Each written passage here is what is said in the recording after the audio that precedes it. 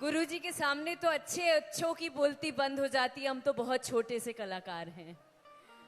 आज जैसे कि आप लोग जानते हैं कि मुंबई के भिवंडी में बागेश्वर धाम महाराज का पूरा यज्ञ समारोह रखा गया था, जहाँ पे प्राण प्रतिष्ठा का आयोजन किया गया था।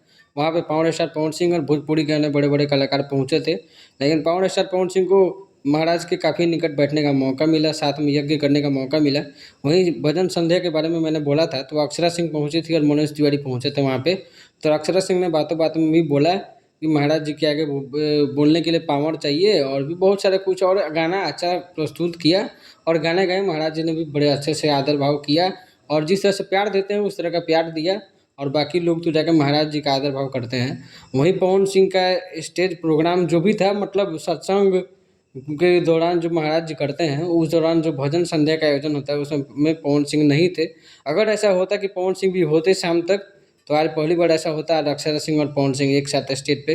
काफ़ी दिनों बाद जरूर देखने को ऐसा मौका मिलता। अगर साथ में नहीं भी गाते तो अक्षरा सिंह पीछे बढ़ती तो पवन सिंह सामने गाते, पवन सिंह बढ़ते तो अक्षरा सिंह गाती।